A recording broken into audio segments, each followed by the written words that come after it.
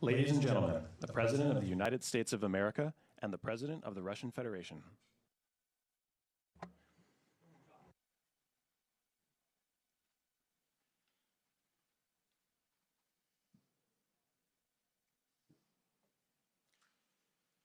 Mr. President, ladies and gentlemen, our negotiations have been held in a constructive atmosphere of mutual respect.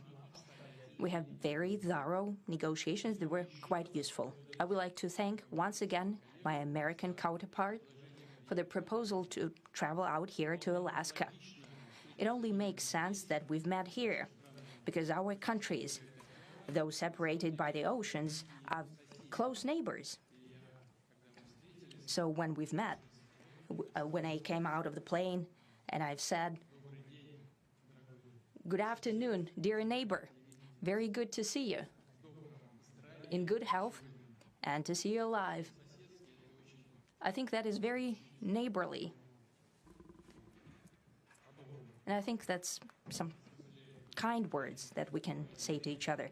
We're separated by the Strait of Bering, though there are 2 islands only between the Russian island and the U.S. island. They're only 4 kilometers apart. We're close neighbors, and it's a fact. It's also important that Alaska has to do with our common heritage, common history between Russia and the U.S., and many positive events have to do with that territory. Still, there is tremendous cultural heritage back from the Russian America. For example, Orthodox churches and a lot of more than 700 geographical names of Russian origin. During the Second World War, it was here in Alaska that was the origin of the legendary air bridge for the supply of military aircraft and other equipment under the Lend-Lease program. It was a dangerous and treacherous route over the vast emptiness of ice. However, the pilots of both countries did everything to bring closer the victory. They risked their lives and they gave it all for the common victory. I was just in the city of Magadan in Russia, and there is a memorial there dedicated to the Russian and the U.S. pilots. And there are 2 flags, the U.S. flag and the Russian flag. And I know that here as well, there is such a memorial. There is a military burial place several kilometers away from here. The Soviet pilots that buried there who died during that dangerous mission. We're thankful to the citizens and the government of the U.S. for carefully taking care of their memory. I think that's very worthy and noble. We'll always remember other historical examples when our countries defeated common enemies together in the spirit of battle camaraderie and allyship that supported each other and facilitated each other.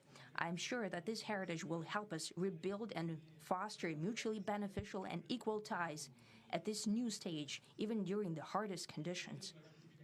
It is known that there have been no summits between Russia and the U.S. for 4 years, and that's a long time. This time was very hard for bilateral relations, and let's be frank, they have fallen to the lowest point since the Cold War. I think that's not benefiting our countries and the world as a whole.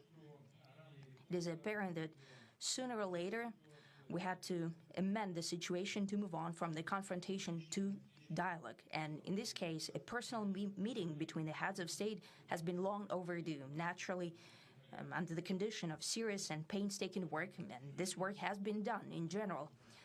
Me and President Trump have very good direct contact.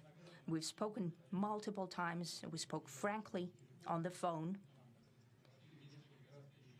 And Special Envoy of the President, Mr. Witkoff, traveled out to Russia several times. Our advisors and heads of foreign ministries kept in touch all the time. And you know fully well that one of the central issues was the situation around Ukraine. We see the strive of the administration and President Trump personally to help facilitate the resolution of the Ukrainian conflict. And his strive to get to the crux of the matter, to understand this history, is precious. As I've said, the situation in Ukraine has to do with fundamental threats to our security. Moreover, we've always considered the Ukrainian nation, and I've said it multiple times, a brotherly nation, however strange it may sound in these conditions. We have the same roots, and everything that's happening is a tragedy for us and terrible wound. Therefore, the country is sincerely interested in putting an end to it.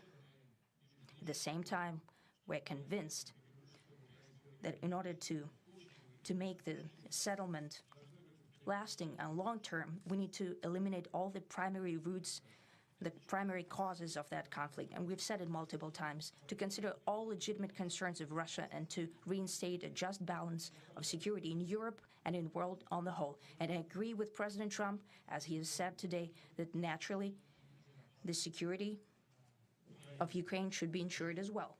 Naturally, we are prepared to work on that. I would like to hope that the agreement that we've reached together will help us bring closer that goal and will pave the path towards peace in Ukraine. We expect that Kiev and European capitals will perceive that constructively and that they won't throw a wrench in the works. They will not make any attempts to use some backroom dealings to conduct provocations to torpedo the nascent progress. Incidentally, when the new administration came to power, bilateral trade started to grow. It's still very symbolic. Still, we have a growth of 20%. As I've said, we have a lot of dimensions for joint work. It is clear that the U.S. and Russian investment and business cooperation has tremendous potential.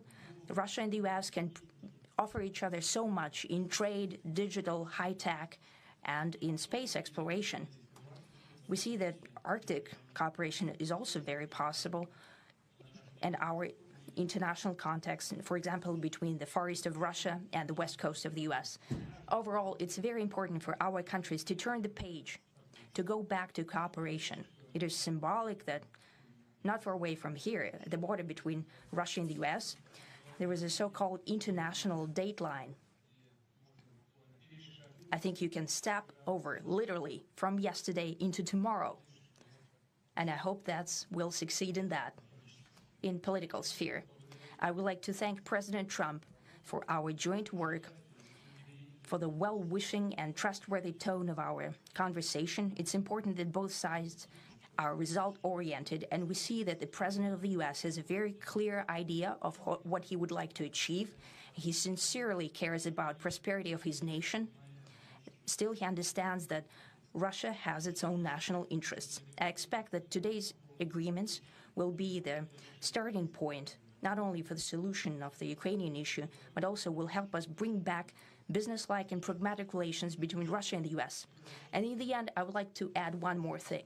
I'd like to remind you that in 2022, during the last contact with the previous administration, I tried to convince my previous American colleague that the situation should not be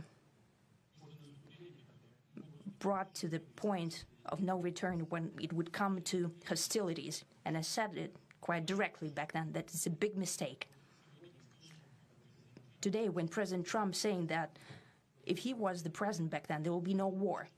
And I'm quite sure that it would indeed be so. I can confirm that. I think that overall, me and President Trump have built a very good business-like and trustworthy contact.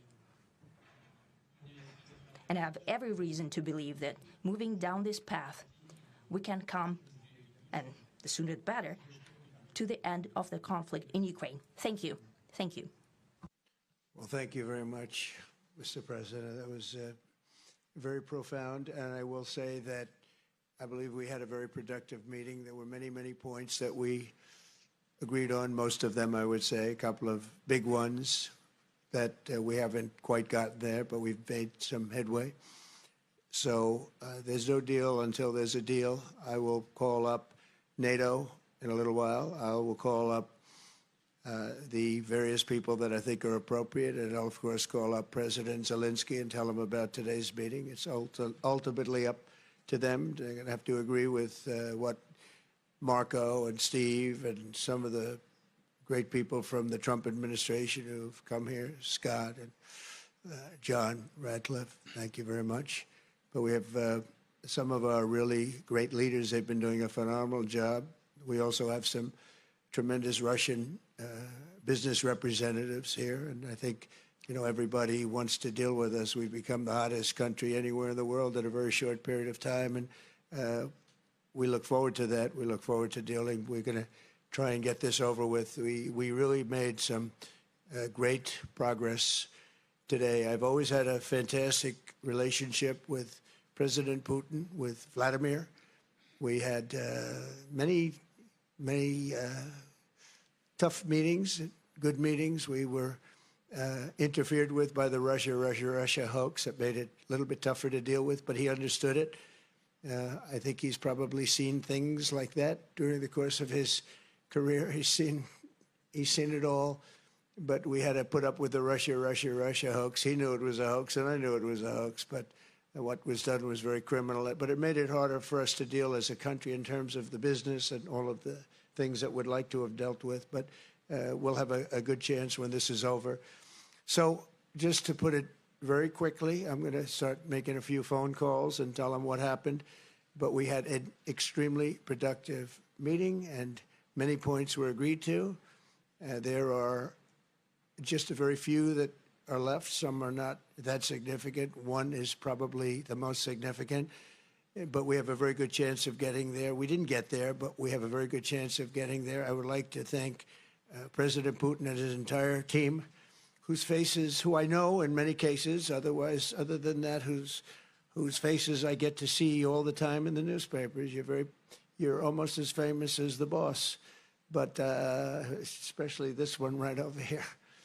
But we had some good meetings over the years, right? Good, productive meetings over the years, and we hope to have that in the future. But let's do the most productive one right now. We're going to stop really 5, 6, 7,000, thousands of people a week from being killed, and President Putin wants to see that as much as I do. So, again, Mr. President, I'd like to thank you very much, and we'll speak to you very soon and probably see you again very soon.